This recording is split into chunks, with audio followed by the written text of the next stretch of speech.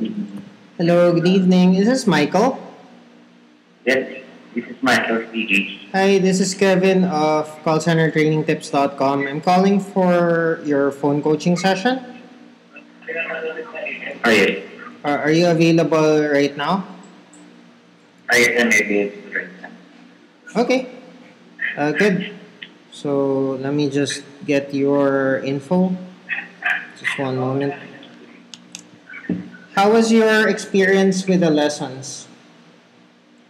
My experience with the lesson is pretty good experience right now.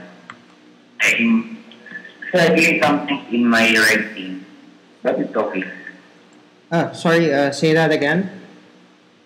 I'm studying something writing schedule, but it's fine. I can do. Sometimes my activity will be done the next day, and I'll send it to the next day also.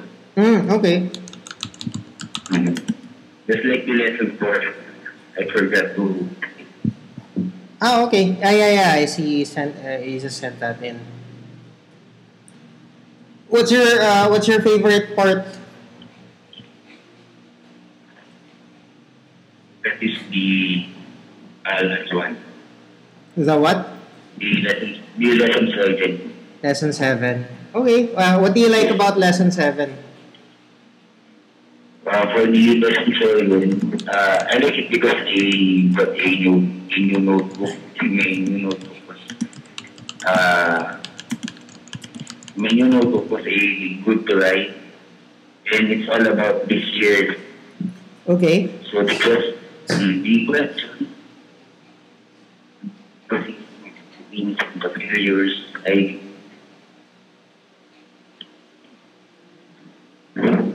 Okay. got some idea. I just want to do a quick check on your signal. Is your signal bar full on your phone? Uh, Signal is good. Wait, I will get a better signal. Okay. I just wanted to make sure.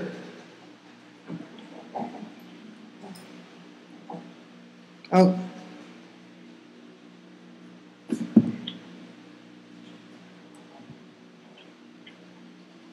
Better now is my signal. yeah, a lot better.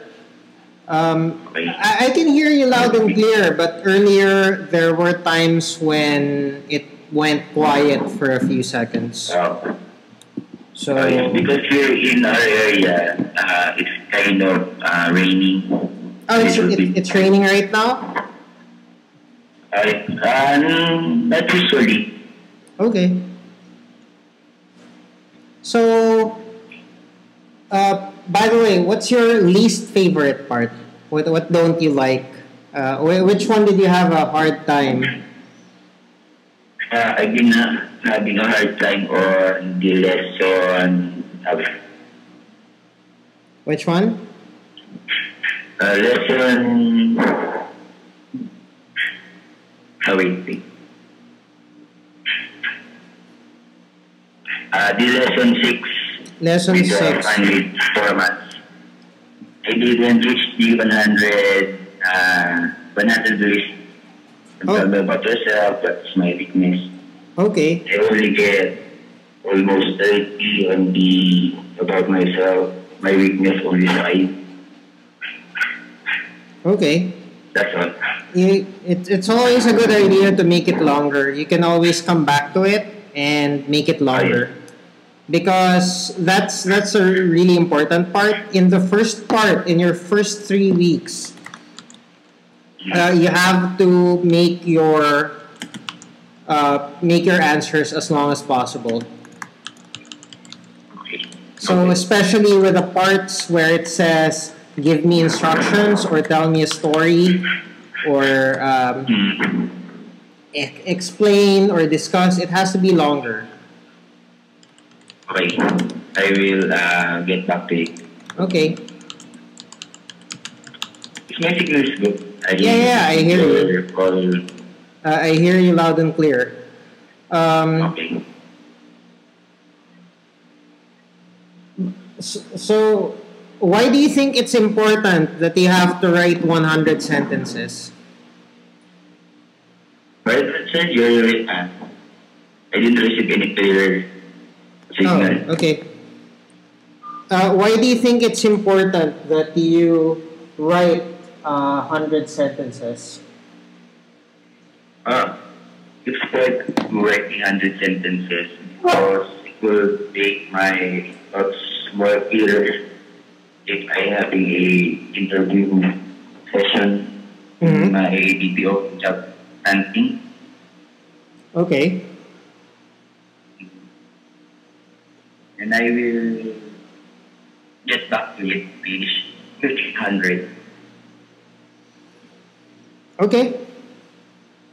Mm-hmm.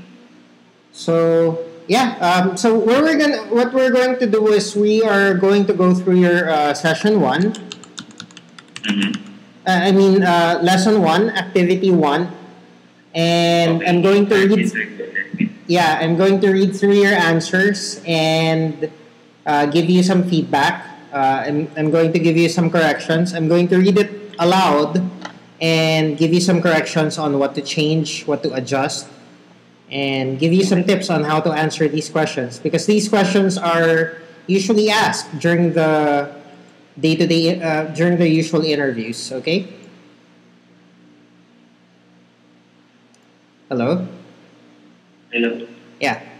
So I'm currently on the lessons. So let's begin. So it's also a good thing that you began to copy the questions. Why do you need to copy the questions? When you copy the questions, it's additional practice time. It helps you think about the question better when you write it down. So it's a good thing that you did that. Well, were you using like a record book when you wrote this? Hello, Mike? Yellow. Uh, Yellow pad. yeah, yellow pad. Yesterday I bought two notebooks. Okay, cool. So first interview assessment. Hi, my name's Kevin. What's your name? My name is Michael Legaspi. Where do you live? I live in Dasmariñas, Cavite. Are you currently working? As of now, I am self-employed. We have a small food business. Good answer. Where is your office? We are located at the OPD ward of Dasmariñas Public Hospital. So, are your food business is like the clinic? The canteen, the cafeteria in the hospital. Books. Sort of, right? It's not like Okay. Okay. Oh, sorry, my dog's barking. Um, hey, quiet. Um, so, what's your previous job? I would say field product specialist at LG Electronics. What does a field product specialist do?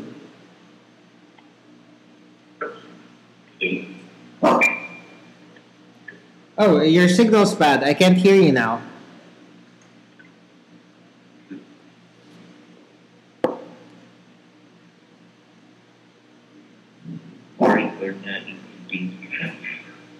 Don't worry about it. Yeah. Can you try to talk? Just to make sure.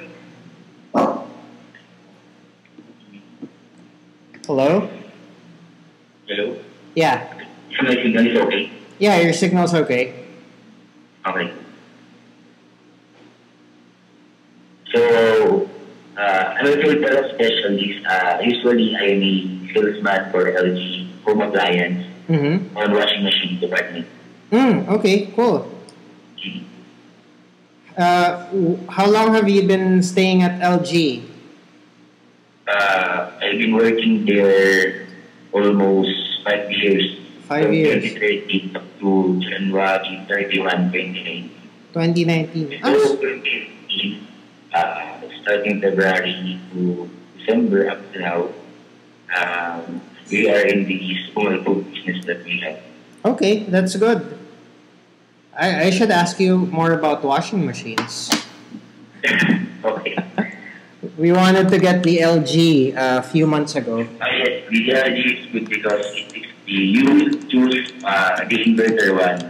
The belt and the drum are stick together. It has no belt. So you can consume less more power. So the inverter. Yes, the inverter. And the inverter is not noisy when it's operating. Oh, okay. Just like a fidget toy, that's mini fidget toy. How much is the? How much is that? It depends on the kilograms. What do you prepare?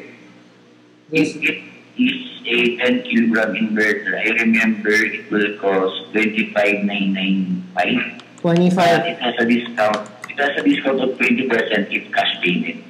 If installment, discount of less than 10%, applicable for 12 months. Zero interest. Okay.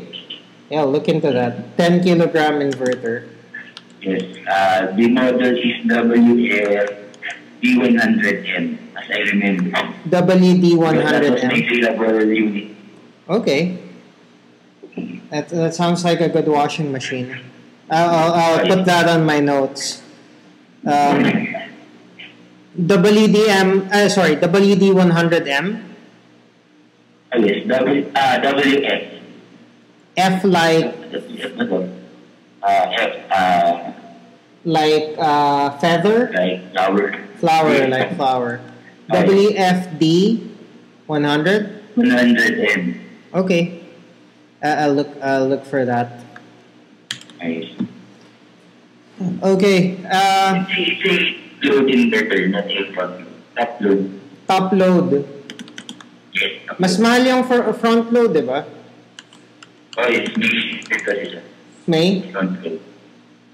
Yung front load na na combination washer and dryer. Ay, yung may heat drying, di ba? Yes. Hindi ko naman kailangan.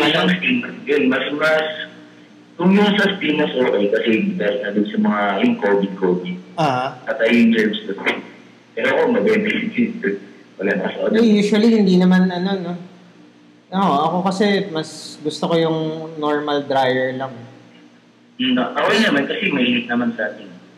Mainit naman. Saka yung spin dry ng upload, almost 90% na rin siya. Parang konting sampay na lang yung tuyog na siya. Oo. Okay. Ang gamit namin sa bahay, 7.5 pero hindi siya inverter. Meron parang inverter. Ito LG naman siya. 7 kilo lang. Maano ba yun? Tawag doon? Yun ba yung tig 15? Ano pa? Yung ba yung tig 15,000? Yung 7 kilo? Ano siya? Ang bili ko doon, 11,990. Yun yung pinakamura na automatic. ng LG niya upload, 7 kilo. Tapos automatic na yun, di ba? So, merong 6.5 so sobrang deep na yun. Okay. Hindi kaya yung mga blanket. Kaya pero isang peraso lang. Okay, isa lang ilalaban mo. Okay. Kasi pag na-overload yung washing machine, ito yung masigat. Ayun nga.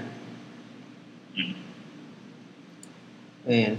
Anyway, ako sa washing machine. Natawa ako masyado. Okay. And actually, that's exactly what happens during interviews. When you say something that the interviewer is interested in, yung pag-uusapan niyo.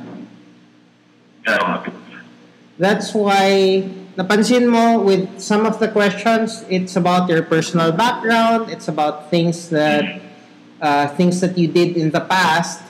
It's because I want you to be prepared for all those situations where you are speaking with the interviewer. Kasi mapapansin mo, depending on if your interviewer is male or female, old or young, they have a different interest, right? Yes, different perspective. So if your interviewer is more traditional, they're gonna say, tell me about your family, and then tell me about your education, tell me about your work. Diba? If the interviewer has a sales background, they're gonna say, tell me about your sales background, right? And if the interviewer is technical, they're gonna ask about, like I ask about your washing machine. If the interviewer is female, usually, what's topics that are interesting to females, diba? So it's possible na they could ask about your food business because they might be interested in food businesses as well. All right? So different topics require different different strokes for different folks. Okay? And the reason why I'm preparing you for these stories is that at any point after you answer the tell me about yourself question, they're gonna ask you to tell a story about a different topic, like the washing machine I recently asked you about. And chances are, kung may plan ka ba mag-apply sa call center? Yes po. May bala. Kasi itong mga nakaraan, pasado naman ako sa initial, nag-baby naman ako sa side. Then last June, pumunta ako sa Alorica, kaso bumagsak po ko sa assessment. Doon na sa Retell the Story. Language test for Amazon. Tell a story na test? Meron sila? Meron po. Pero ano siya, computer generated. Parang that version po ba? Yung version kasi brand yun eh. So pwedeng parang ganun, pero iba yung iba yung company na gumawa ng test. Mga 5 na siya. Kasi na Retell the Story ang medyo mahaba. Tapos iisip ka lang ng 10 seconds na 10 seconds ka to tapos 30 seconds para na deliver mo yung summary mo. Tingin mo ba after nung writing na pinagawa ko sa'yo, equip ka na para doon? Opo, kasi medyo nagiging alert yung Alert? Bakit tulog ba dati? Kasi dati, lang ako YouTube lang, walang system. Pero meron. Yung tama ka nga dun sa pag nagsulat lang. Kasi hindi mga dito naman ako dito. Date finding, dinililit ko dito mga self-serving. Or rating. Pero hindi rating na nantaan yung titignan sa utak. Yung silent rating. Passive eh. Parang kung na-experience mo na mag-aral ng boxing or mag-aral ka ng martial art, hindi ka naman matututo ng boxing nang pinapanood mo lang si Manny Pacquiao eh. You have to punching bag, practice with a coach, practice with a sparring partner, tsaka matututo lumaban ng ganun. Diba? Pinag ko po yung yung minimal changes. Nasa Wala. Yun yung lumang writing ko. Hindi pa ganun kaganda yun. Marami pang errors dun. Okay nga. Pero mapapansin mo, kung babasahin mo yun, nakikita mo kung paano nag-evolve yung writing ko. Dati, hindi pa ako masyadong magaling mag-explain. Tapos nag-improve ng konti. Tapos makikita mo kasi may date naman yun eh, kung anong year ko sinulat. Tapos, parang buwan-buwan nga po meron. Somehow, nag-improve siya over the years. 2009 ako nagsimula magsulat sa mga website. Tagal na rin. So habang tumatagal mag-improve ka, pwede ring maging source of income yan eventually. Virtual assistant. Pwede. Or pwede kang maging writer. Pwede kang magbenta ng sarili mong course or something. Diba? And kailangan lang masanay ka magsulat. And alam mo, most important thing, pwede mo ipasa yung writing mo sa kids mo in the future, sa grandkids mo in the future. One of the most important things na parang wish ko sana ginawa ng parents ko or sana ginawa ng mga lolo't lola ko. Sana sinulat nila yung life lessons nila, yung mga payo nila. At sana nababasa ko yun ngayon. Naalala ko lang, may naalala ako na konti, pero hindi ko naalala lahat. And alam ko kasalanan ko yun for not paying attention. Pero parang pag inisip mo, bata ka hindi mo talaga may isip yun. Usually, ang tendency ng bata, ng teenager, hindi mapapansinin yung magulang. Tapos marirealize mo pag matanda ka na, uy, ang galing nun, effective pala yun. Sayang hindi ko nakuha lahat. Di ba? So, pwede mo yun ipasa sa kids mo. Yung writing exercise. Ipon ako ng ipon ka ng notebook, i-encode mo yung mga tricks, yung mga gusto mong i-ano sa kanila. And later on, pwede mong ipasa yung ano. Basta gandahan mo lang maganda naman yung sulat mo eh. Naiintindihan ko siya. So, paliwete kasi. Paliwete rin ako eh. Ay, pares wala tayo. So, yun. In between jobs. Technically, hindi kayo in between jobs eh. Kasi meron kayong small food business eh. Ba't pala gusto mong umano dyan? Ano nga lang, hindi lang kami makapag-proceed kasi hospital yun eh. Bawal muna kami mag-iwan. Yung mga COVID patient kasi sa doon. Okay. So, parang for safety. Paano kumakain yung mga wala silang cafeteria? Meron naman 7-Eleven. Pinakalo. Kasi doon kami sa labas. Okay. So, parang stall kayo. Okay, gets.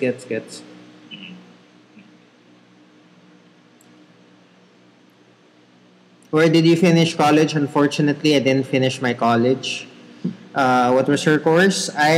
Dapat took up to. I took up business management. Is that your first choice? Yes, it was my first. Okay lang. First sem ng first year. Ako, natapos kong second trimester ng first year. Trimester. Tapos may mga bagsak din ako na subject. Working student ako nito. Nasa SM Appliance ako. 2017. Hindi rin kinaya. Mahirap ang working student. Kasi yung pasok ko ng 6 a.m. Tapos ang pasok ko sa SM 12:15 tanghali hanggang 9. Closing. If you were completely free to select your college course, what would you study? I'm free to select. Nakalimutan mo, if I'm free to select my course, I will stick to business management because I was into selling. Why did you pick that? I picked business management course because I was introduced in retail business as I was working. Lagyan mo ng as I was working at SM Appliance Store. I was working at when I was studying. Okay. Why did you find that benefit attractive? I find that attractive because of the profession and the business meetings. Okay. So, na-mention mo earlier, mahilig ka magbasa ng self-help books. Yes. Nito lang kung mga way back 2018. 2018. Pag-out ko ng work, diretso ko ng National Bookstore. Nagtitingin ako ng mga libro. Anong libro mga binasa mo? Ang natapos ko kasing libro, yung kay Robert Kiyosaki, yung Rich Dad Poor. Hindi parang ang dami ko natutunan. Pero lang, siyempre wala pa rin namang basta hindi mo na gano'n. Pero may mga idea. Ano pa nabasa mo? Will Carnegie, How to Win Friends and Influence People. Ayun, solid yun. Napoleon Hill. Oo nga. Ganda nga yun. Hindi pa ako tapos eh. Kaya natin mga, ba? Section, hindi ko nakapos. Alam na liga pa rin na siya. Nalit lang nakapos. So, meron ka rin Pero ko hinanap yun, nakita ko pa yun sa sa Quezon City, National Bookstore sa Quezon City. Think and Grow Rich, meron ka rin. Yes, meron. Tsaka Richest Man in Babylon. Wala pa. Yun, kailangan mo yun. Actually, pagdating natin ng week 5, week 5, lesson 1, meron tayong sales module. So, baka mabore ka dun kasi sales yun eh. Mukhang magaling ka na sa sales. Pero may konting recommendations. Baka may mapulot ka naman dun. What was, what worries you the most about working in a call center? Medyo malabo tong scan nitong page na to. I worry the most about working in a call center, being not good at the pronunciation of English. Overtime, ayos to. Ayusin natin to. Session 2, magpo-pronunciation na tayo. Okay. What's your plan to overcome that challenge? Improve my English speaking and communication skills, and I know hindi ko mabasa. Ano? Malabo yung scan sa akin. It will be, It will be because of your company training. Okay. When do you experience doubt in your skills? I experienced doubt in my skill when I failed in some... tuloy mo. I failed in some job interviews, but I always look at the silver lining in every situation. Naks. Ayos ang sagot mo. Tanggalin mo lang yung S dun sa situation. Okay. Tapos yun, if call center work wasn't an option for you, what would your job be and why? I would choose to be a car seller because of the incentives for every car that is sold. What steps are you going to take so you can guarantee that you will never be late or absent for your shift? The steps that I'm going to make so that I will never be late or absent for my shift is I will take an allowance of 2 hours for my travel time. Example, if my shift is 8 p.m., I must be on the bus by 6 p.m. For the absent issue, I will take care of myself, especially my health, to become more punctual at work because it will benefit me and the company. So very good answer, plano. Plano yung sagot mo, hindi pangako. Yung ibang tao kasi, pag tinanong mo tong question na tong, sagot nila pangako. I promise that I will do my best. I will always be ganito. Tanong sa akin. Kasi tanong sa akin interview. Yeah. Lagi natatanong to diba? Pansin mo. Usually ang tanong nito, the way na tinatanong to, i-confirm kung saan ka nakatira. Tapos after i-confirm kung saan ka nakatira, tatanungin ka kung ang tawag doon, ano yung sinakyan mo papunta doon? Nahirapan ka ba sumakay? Tapos yun, tsaka nila tatanong na parang we're very strict with attendance. How do you get here? Oo, how do you get to this company from your home? Pero so far, sa lahat ng nabasa ko, maganda naman yung sagot mo. Merong konting i-adjust pero hindi siya big deal. Okay? Okay po. May kulang lang na isang word or and madali lang ayusin yan. 5 years from now, what do you want to happen to your English communication skills? 5 years from now, I am more confident and more competent, and I will still improve my learnings, skills. Learning skills. Improve my skills. Huwag mo gagamitin yung word na learnings. Walang, avoid mo yun. Kasi parang informal siya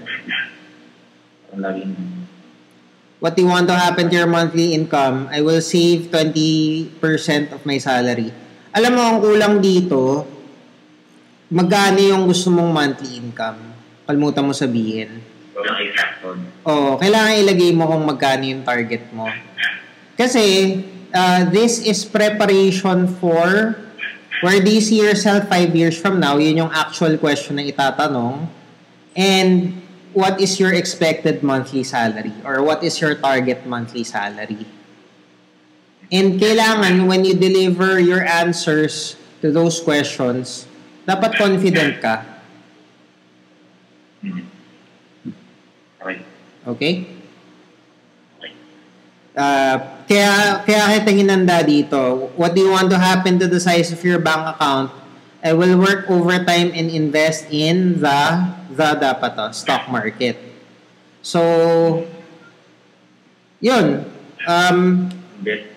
Dapat specific yung number mo and dapat ma-compute mo. Dapat yung 5 years from now, magkano ba yung tabi mo? So, kung magtatabi ka ng 25% of your salary, so 25,000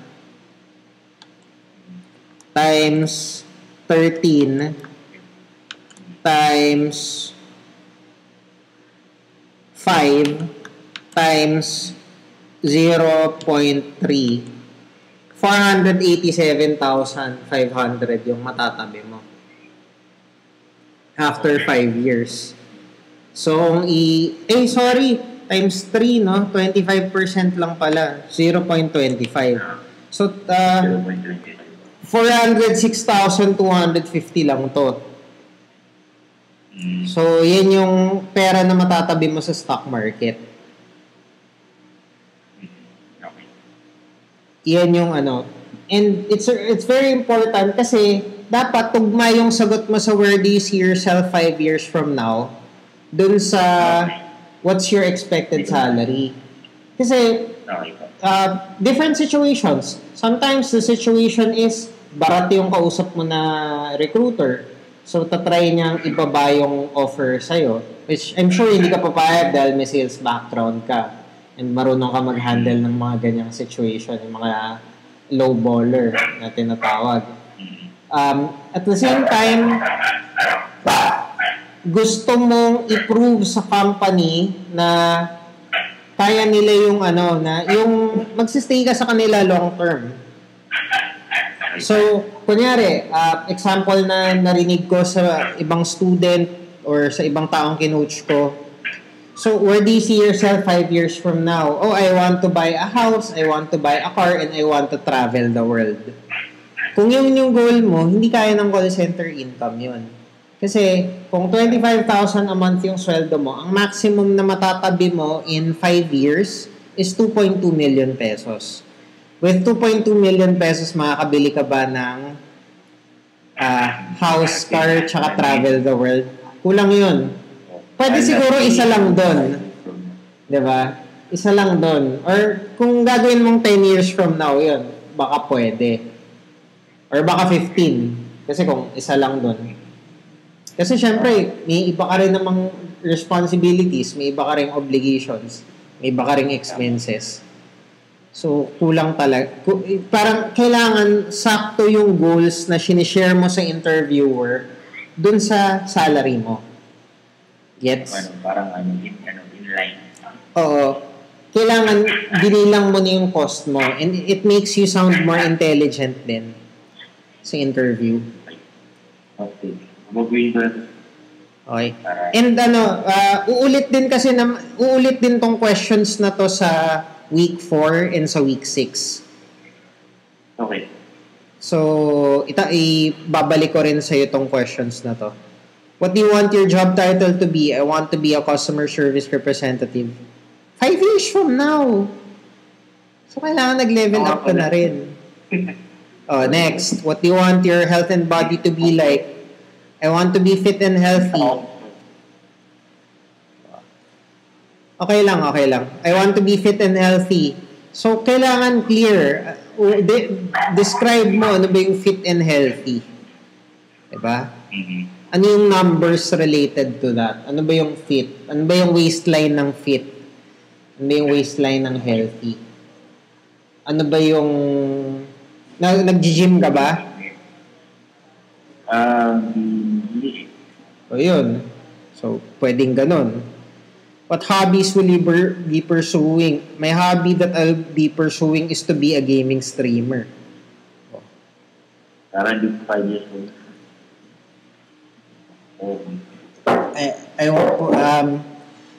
Ano masagot ko dun sa 5 years from now na nag-apply ako dati? Sabi ko kasi I have expensive hobbies. I want to buy a new computer. I want to buy Pero hindi ko sinabi na gusto kong bumili ng computer so I can work from home.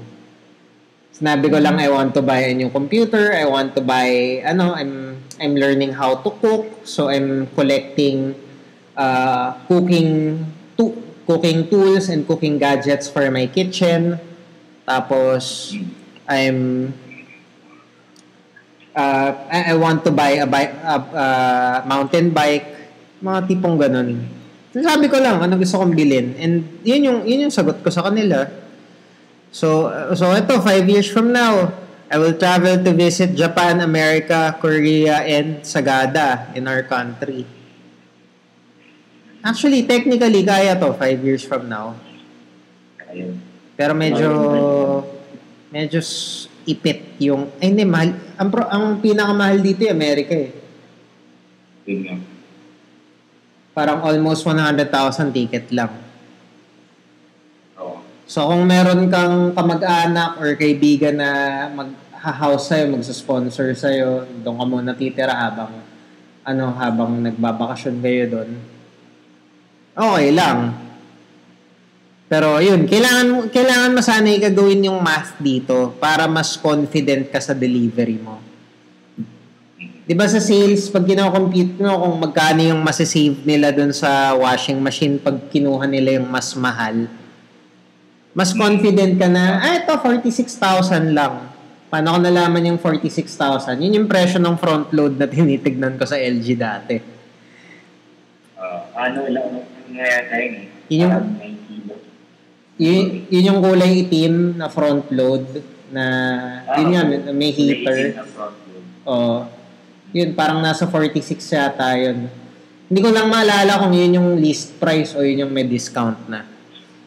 Ano siya, 54,995 tapos discount na 50,000. Kaya naging 46. Okay, ayun. Buti alam mo pa. Pero yun, naalala ko, pinicturean ko yun eh. So, yun, pag yun nga, yung pag-deliver mo, mas maganda, di ba? So, who are the people that you will be spending your time with? I will spend time with my family and friends. If you had a monthly budget of 30,000 or a yearly budget of 400,000, give me a breakdown on how you plan to spend the money.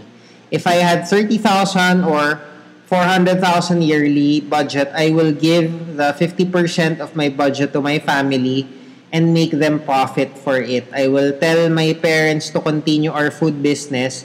The other 25% for my savings and investment. The other 20% for my personal leisures and needs. The remaining 5% will either be charity or for the church. Okay, good. What are the 2 most valuable lessons that you've learned for Kevin so far, and how are these lessons going to make your life better? The 2 most valuable lessons that I learned from Mr. Kevin was to write again in English form and think in English. It helps me arrange my thoughts properly. The lessons gives me more confidence in my English fluency and vocabulary. I'm looking forward to my next lessons. Very good. Thank you. Nakaka-touch yung sinabi mo dito. Okay. So, yun. Napansin mo kanina lang, nagpadala ako ng bagong lesson. So, pasok naman...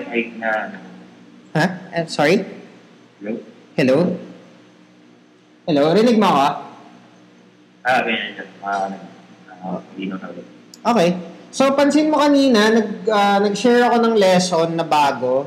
So, it's about writing shorter sentences. So, the way that you wrote your answers, wala namang problema doon. Napansin ko lang, if you apply that, if you go through that lesson, tapos mas madaling mag-compose. Mas madaling magawa yung 100 sentences when you do the whole writing. Kasi pag mahaba masyado yung sentence, mahirap siya isulat. Tsaka nakakapagod siya isulat. So, hindi ka makakabuo talaga ng 100 sentences doon. Ako nga, pag mahaba yung sentences ko, 4 pa lang, pagod na ako eh. So, it's really important na basta pag magsusulat ka, shorter yung sentences. Nagbigay ako ng example doon. And, yun, hopefully ma-apply mo yun dun sa mga lahat ng lessons mo moving forward. Okay? Okay ka lang? Wow. Rinig mo ba ako? Malinaw ba yung line? Okay. So, yun. Do you have any questions ba or anything about the first week na gusto mong i-explain ko in more detail? As of now, okay naman po. Malinaw naman siya.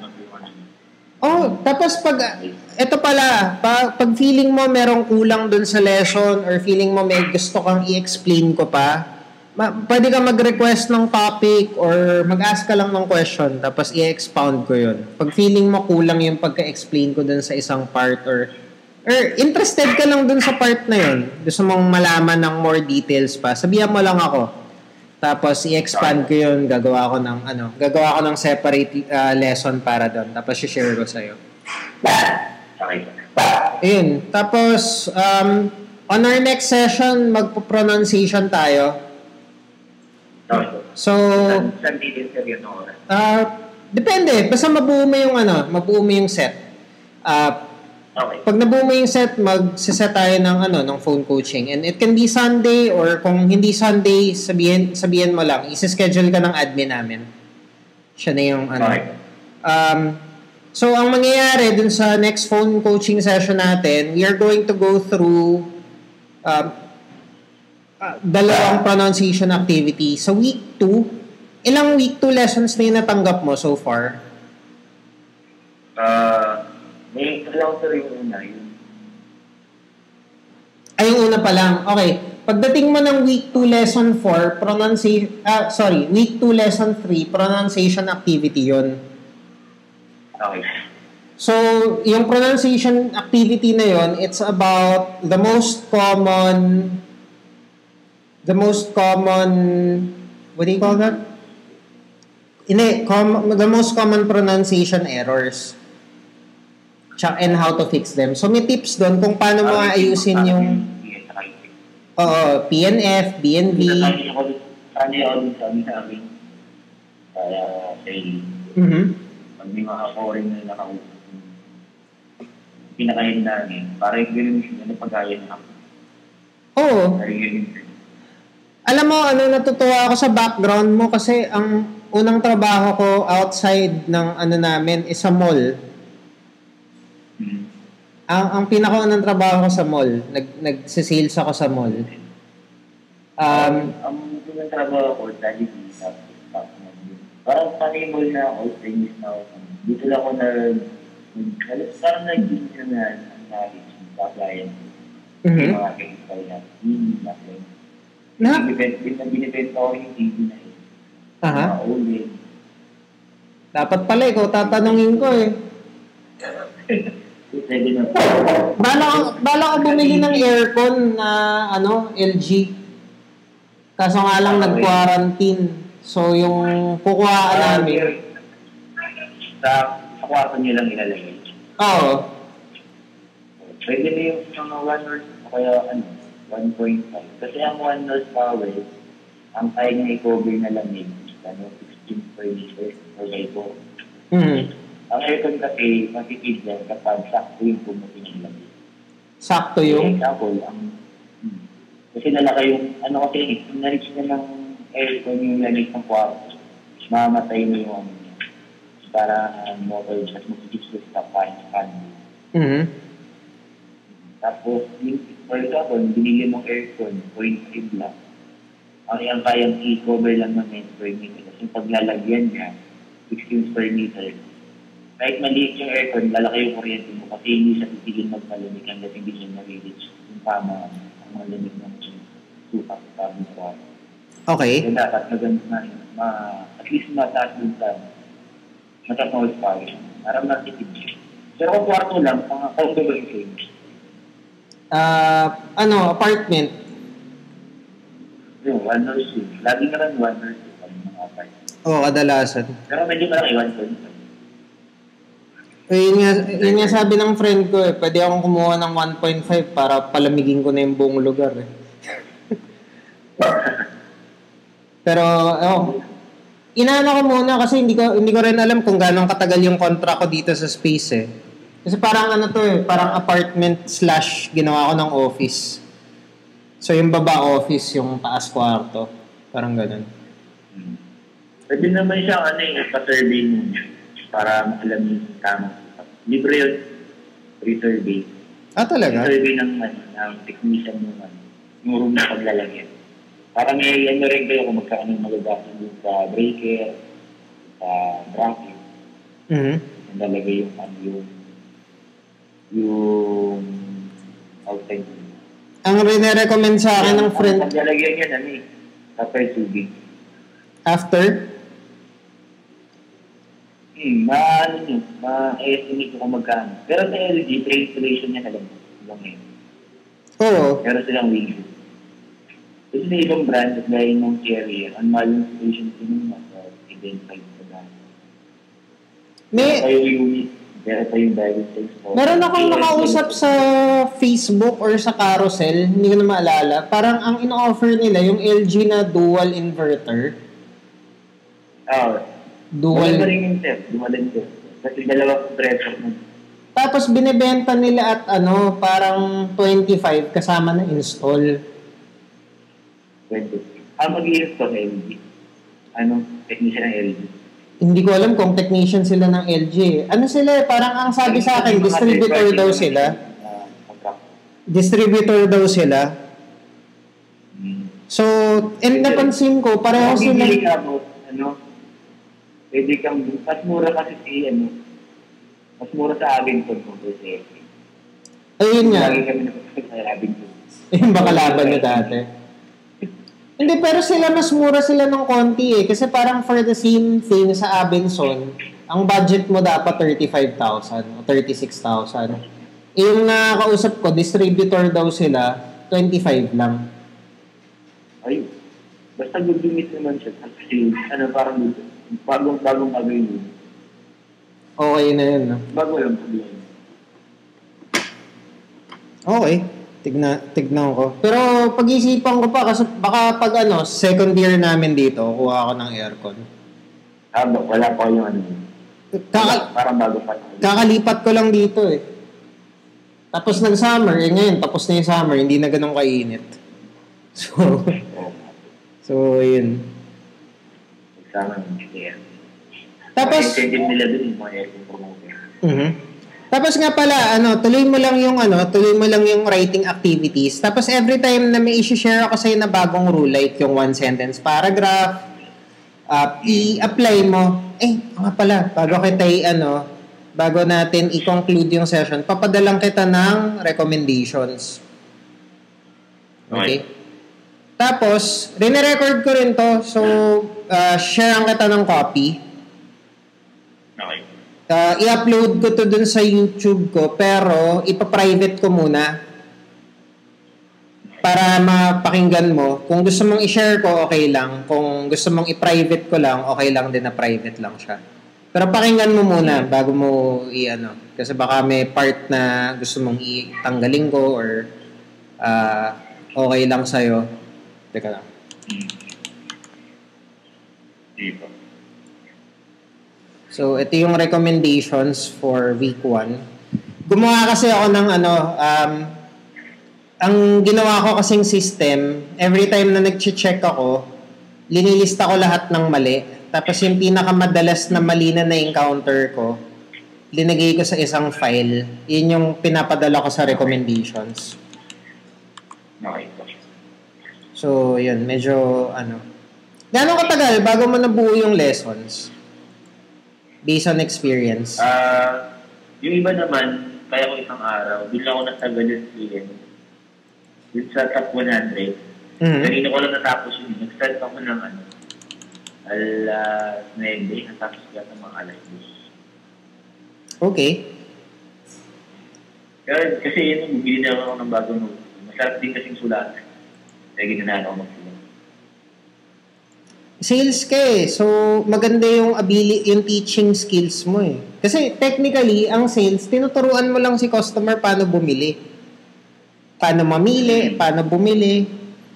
May konting convincing, may konting techniques, pero pag pinag-aralan mo talaga ng mabuti kung ano yung ginagawa mo, tinuturuan mo lang sila paano pumili. Persuasion na lang. Kasi ang ending nun, sila nagde-decide eh. Oh. Diba? Hindi naman lahat nabebentahan mo. Hindi. So, yun. Mali pala yung pinadala ko. Okay. So, napadalang kita recommendations from 1 up to 5. Ayun, nag-a-apply lahat to dun sa mga sa mga rules. So, lahat ng writing exercises mo moving forward, i-apply mo kung ano yung matututunan mo dun sa recommendations. Tapos, kung may questions ka, magtanong ka lang. Lagi naman kaming online. It's either ako or si Mitzi or si Carla. Tapos, i-send ko sa yung link after. Tatlo lang po kayo. Tatlo lang kayo. Oo, pero work from home yung mga admin namin. Kasi, wala namang public transportation. So, yun. Okay din yung ganitong program. Ay, nga pala, congratulations. Part ka ng top 10. Wow. Oo nga. Out of 100 students na nag-enroll sa amin, usually 70 walang ginagawa. Nagbayad lang? Nagbayad lang.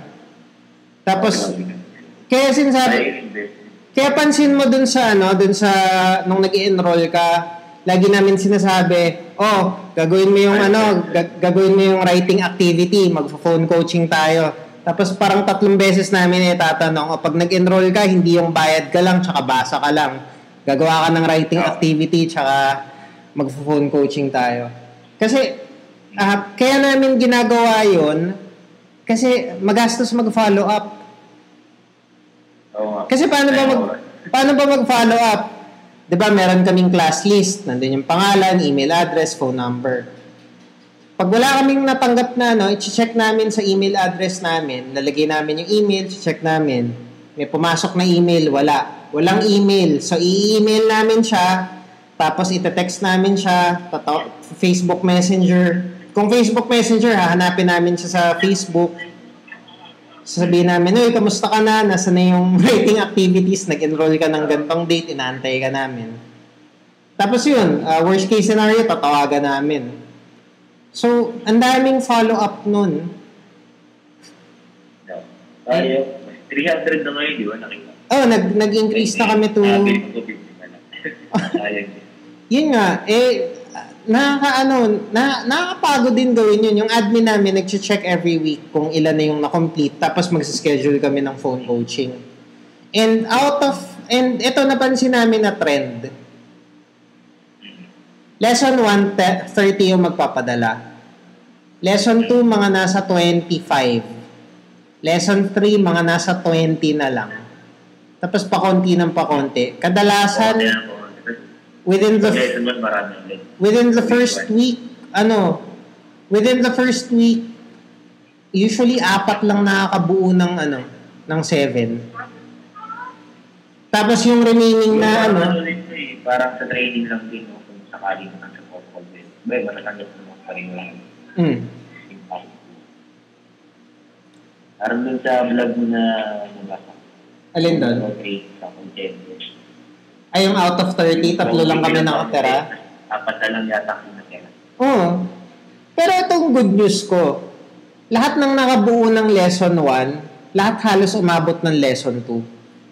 And lahat ng nag-quit sa akin after ng lesson 2, nag-quit sila dahil natanggap na sila dun sa trabaho na gusto nila. Naging busy lang sila. Pero din may mga pinasahan ako na hindi pa natawag sa akin. Pero kung tatawag sa hindi. Pero pag sakali, tutuloy ko pa rin. Sayang. Oo. Nandito naman kami. Sasagutin naman natin yung mga tanong mo kung sakali. Kasaklay ako sa exam. Pwede naman. Kasi yung skills mo. Wala. Importante yung skills. Kasi pag mataas yung level ng skills mo, kahit anong trabaho pwede mong applyan. May ako sa'yo, hindi ko pa ito sinishare sa group or sa mga parang isa-isa ko pa lang ito na share. punta ka sa callcentertrainingtips.com/WNI Whiskey November India. Ano po? Call center ano po? Yung website, callcentertrainingtips.com/WNI Whiskey November India. WNI. Yun lang yung ano. Kinumpute ko doon kung ano yung progress mo pag 15 minutes a day, 30 minutes per day. Tapos kung sakali magtatrabaho ka as a writer, magkano yung kikitain mo. So, may mga competition. Binakita ko dun sa virtual assistant. Pero wala akong idea na bossing. Ayun, yun yung naging trabaho ko pag alis ko sa call center. Tapos na-promote na ako to project manager. Ano yung parang freelance? Parang gusto ko rin, pero baka mag-bukas sa writing. Isa-isa lang. Kaya naman yun. Basta whether mag-virtual assistant ka or mag-project manager ka or mag-online freelancer ka, napaka-importante ng writing skills. Kung sa call center na yung mainstream dito sa Pilipinas, napaka-importante yung voice skills, yung phone skills. Pag virtual assistant, pag yung mga online freelancer, ang mas importante doon, writing skills. So, kailangan meron ka pareho. Okay? So, yun. Tapos, pag may questions, assist lang, send ka lang sa amin, assist ka namin. And, yun, share ko sa yung link. Tapos, pag okay sa'yo, bigyan mo ako ng go signal, pwede ko rin to i-share. Okay? Okay. Pero kung gusto mong private, okay lang din. Okay? Sige. Tapos, yun, usap tayo ulit next week. Tuloy mo lang yung activities. Or kung kailangan mo more time, okay lang. Alright? Yung sinend nyo pala ngayon, ano siya no, Dropbox? Papaprint ko na lang kasi hindi siya ma-open dun sa sa phone? WPS. Doon ko kasi nilalagay. Ano yung WPS? Ano siya, naka-F. VPN? Pero dinownload ko. VPN file. Pero pag ino-open ko siya, hindi siya, parang kalahati lang yung nakikita ko. Ano yun? Teka lang. Ano yung ginagamit mong Pag di ba yung link na punta ka sa Dropbox, wag mong i-download yung Dropbox. Ang i-download mo lang yung PDF na file. Kasi dapat pwede mong i-download yun. Okay. Sige. So, yun. Basta pag may problema ka sa files na ayaw mag-send, sabihin mo lang sa amin. Send na lang namin sa'yo ng manual. Okay. Inaayos ko pa yun eh. Yun nga napansin ko. Dati kasi maganda sa Dropbox. Ngayon, hindi ko na masyadong Nag-install mga ako ng Dropbox kasi hindi ko siya asya mga gagawin. Nalagay ko yung bin na pasok yung link doon. Ayaw naman niya ma-open. Kaya ginawa ko, dinownload ko sa Chrome. Sabi ko, pa-print ko na lang po. I-save mo na lang. Kasi yun, parang journal yun. Yung daily journal. Sobrang importante yun. Ang dami kong breakthrough dahil din sa daily journal na yan.